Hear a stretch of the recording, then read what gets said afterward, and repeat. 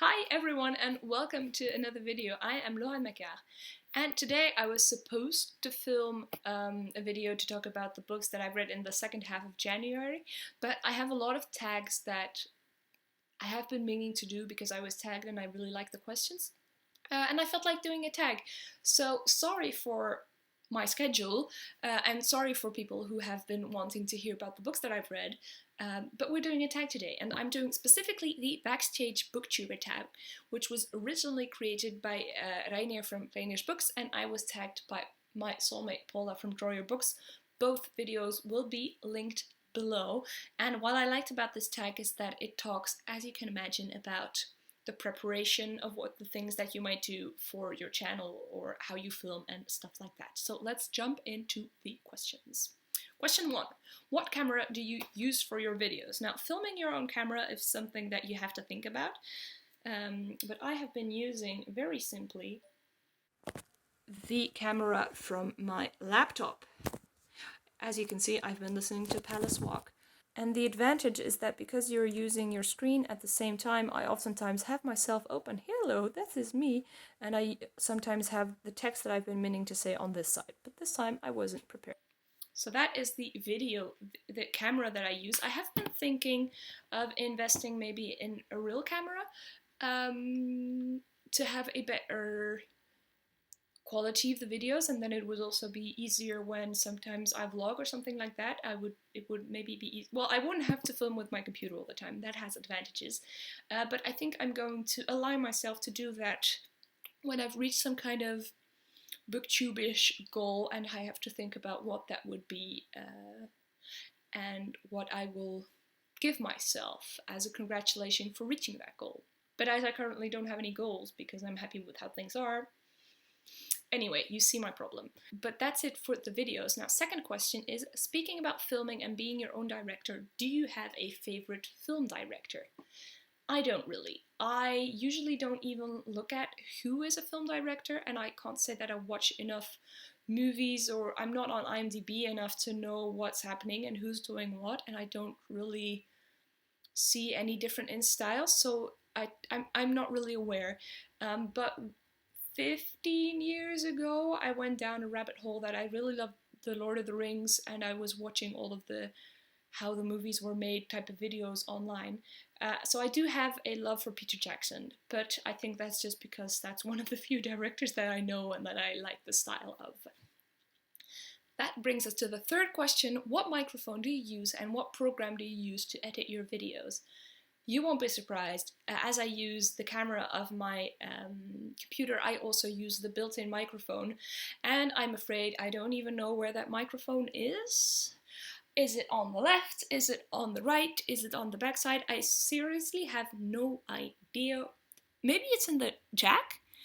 I don't know. But it's not something that I've necessarily been looking at in upgrading myself on.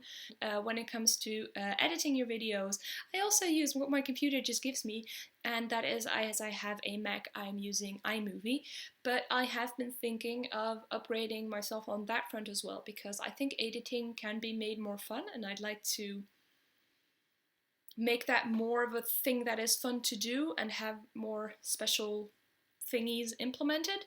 And maybe there are possibilities with iMovie that I'm just not aware of, because for now it does exactly what I wanted to do. But maybe that if I have something else, there are more options, and that will make me feel more creative. Because right now, the editing part is not a place where I think, oh yes, fun, let's be creative. And I'd like to have that more, to be enthusiastic about doing something not necessarily special, not necessarily unique, but just a little bit more sometimes.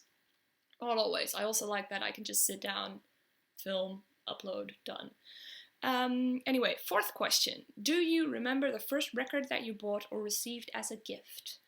I think, from the things that I remember, I think the first CD that I got was Emilie Jolie, a French musical about a little girl that is afraid in the dark because her parents are gone, and because of that she kind of goes into a magical world, a book, and on every page she meets a new character, and it was just very sweet. I can still sing all of the songs, and I'll link something about the thing down below. But I think that's the first record that I got, and I got it as a CD, but I didn't really have something to play CDs with at the time because I was just too small. But my father did put the CD on a cassette so that I would have the cassette, and somehow using the cassette player was something that I was able to do. So yeah, I remember the cassette also.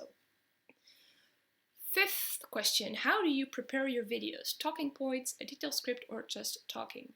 When I started, I used to have talking points, and somehow they would become very elaborate because when I would sit down with my talking points, I still would have to think about how I wanted to say these things, because that's something that I wanted to learn, how to improve how I talk about things and be able to come up with, I don't know, cool sentences or different words, be able to really be specific with the words that I use is something that I've been hoping to learn, but I also maybe just need to accept that I'm a generalist and using specific words isn't my thing. But anyway, because of that, I was scripting a lot more, and that also made it less flowy, and it wasn't just really my thing. So for the past couple of months, I've just been sitting down and talking. And yes, it means that I ramble a lot more because I haven't decided beforehand what I want to say. But maybe that's my style. Maybe that's good as well. And I do think that there are some videos that I would want to have a little bit more thought about how I want to construct them. For example, the Invisible Cities video is something that, because it's something that I kind of film over a longer period of time and then bring it back together, that maybe I should think beforehand more of a structure. And then the editing thing might also be incorporated, so that's something that I might do a little bit more. But at the same time, I really like that I can just sit down and talk. It's also very easy. Like today, it's now 4:45, and I still had it somehow. At one point, I realized that wait, I still needed to film something now that there is still light, and then it's cool that I don't have to prepare beforehand. That's the other advantage. See, I'm rambling. Anyway, I don't mind ramblers, by the way, but I do mind that I ramble. Sixth questions. TV shows became the thing of our time. Game of Thrones, Stranger Things, Netflix, HBO, and Amazon. What is/are your favorite TV shows ever? Name a maximum of three. Should have not said that last sentence, then I could have just talked and talked. But I haven't been watching a lot of TV shows, like things on Netflix and HBO and stuff like that. I only have Netflix. It's something that I did used to do at the beginning of when I started to study. Then I could just spend my whole day binge watching series. So now the TV shows that I do watch are actually TV shows where me and my boyfriend just sit down on the couch on Saturday evening and on Sunday evening, and we know there is something that we love that is on TV, and they're very kitschy, sweet. So there's the show, it's called Boer zoekt vrouw in Dutch, and it's, with a farmer that are looking for women. That's the translator. Farmer looks for women. And it's just so sweet. It's such a delight to watch it. It's so heartwarming and authentic. And there are a lot of shows like that are, I mean, when I used to hear about people watching that, like, oh God, you're terrible, but they're so authentic somehow that it is very nice to watch them. So yeah, there's Boer zoekt vrouw.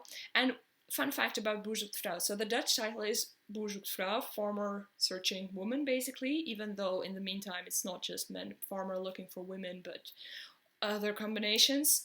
Anyway, but there's also the same show in France and probably also in other countries. And in French, the name is not the very direct, in-your-face Boer zoekt vrouw of the Netherlands. It's L'amour est dans le pré, which translates to love is in the prairie.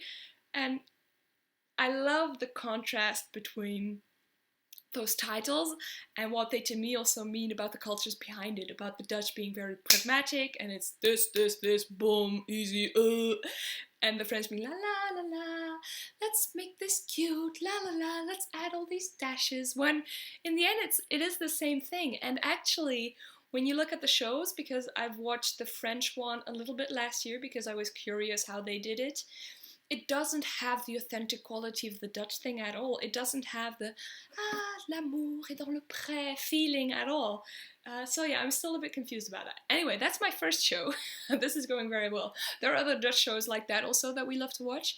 But when it comes to things that you watch on your computer, I always love Gilmore Girls. That is something that I watch every so often because somehow, even though I've already watched it a couple of times, still when things happen, I'm like, oh, is that already now? And I'm confused about that. And also Avatar: The Last Airbender is always going to be something that just works so well, and I absolutely love it.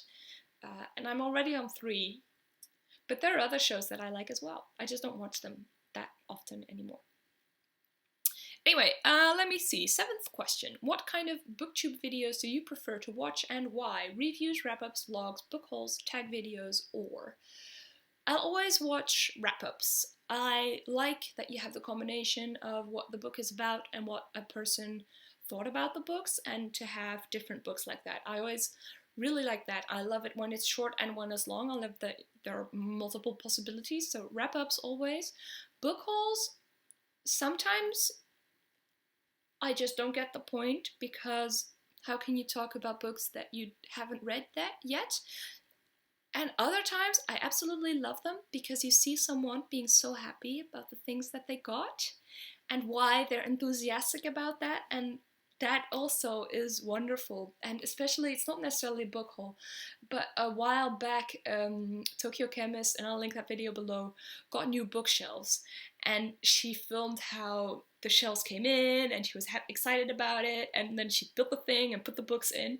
And because, I don't know, I'm the kind of person that loves to reorganize my shelves, so seeing someone getting new shelves and doing the whole reorganization thing, I was so happy I could go through the emotions without having to actually buy something and have the space, so that was wonderful. And talking about bookshelves, I always love bookshelf tours and like reorganization things. There's something very calming about that. So yeah, I always love those, and sometimes there are just afternoons that I'll spend watching videos like that, and I should do that again sometime. There's something just, I love having time lapses with just books being put in and then shifted and then seeing the whole thing come together. Gold. And about reviews, there's something that me and reviews that just don't jam. Maybe it's because they're too long. I can't, because oftentimes they're about books that I haven't read, and then it's just too long, and there's something that just prevents me from liking them. Although rationally I do see the point, I'm just not drawn to them. But that's okay. I mean, there's something out there for all of us. And I do like tags also. I like how easy they are. 8th question. Watching TV is probably, again, let's try this again. Watching TV was probably part of all our childhoods. This year it has become less popular. What kind of media user are you? I still watch TV. The shows that I just talked about, watching those on TV, I really like that. I'm not so much of a Netflix watcher anymore. There are just too many hours that I've spent looking for something that I might like, that the appeal has kind of gone away. And I was thinking of getting Disney Plus over the Christmas break, so that I could just watch some Disney movies, and I wanted to watch The Mandalorian. But in the end I didn't do that because I was reading books. And I used to get some news via Facebook, but I haven't been on Facebook for a year. Well, I've deleted my whole account, but I'm still on Instagram. I like that it's more about seeing things, and on Instagram right now I have some kind of a mix between bookish things and political things, so that I do know what is happening in the world, but at the same time the world isn't a fun place, so I also have a lot of cats and goats and stuff like that in there, or just comics that I like to watch. Although one of the things that I didn't like about Facebook is that it wasn't about the people that I was connected with anymore, and I'm having that more and more on Instagram as well, although that is probably just due to me following non-friend people. So yeah, still on Instagram. So that's the kind of media user that I am. Am I using any other things? No, I don't think so. I don't purposefully watch the news, but my boyfriend does, and usually I'm on the couch when that happens, so that's how I kind of know what's happening. And talk shows, he watches a lot of talk shows, but again, there's something just kind of filters through because I get irritated really quick. So yeah, that's the kind of media you. Oh, and I also got. This is maybe more about my boyfriend, but I got him the newspaper for Christmas, and he's been loving reading that. And what I've loved is that he's also, because of that, been telling me about stuff that he's read. So I do get some kind of media usage from that as well. And I've been watching BookTube. Sometimes I watch also non-bookish YouTube videos, but usually I'll just stick to a person or a topic for a week and not more than that. Then I'm fine, or I'll just go back to books.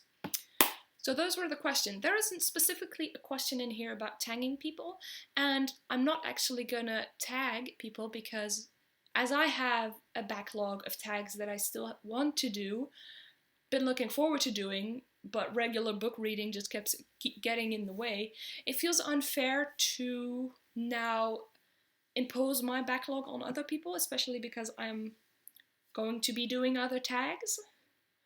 And I don't want someone to open their YouTube and then be like, why did she tag me in 3 videos?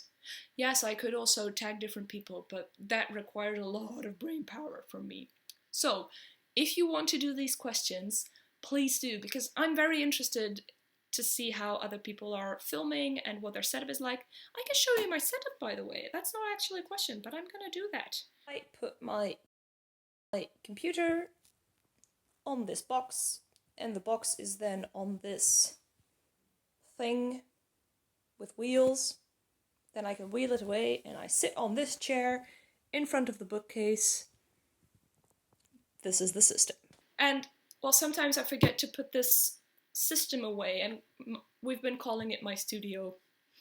This pile of things so that I can get the camera up high enough is my studio. Okay, I'm gonna stop rambling right now. But what I was saying is I love to hear how people set up their things, so please do this tag so that I can be nosy. I'll see you in another video. Thanks for watching. Bye.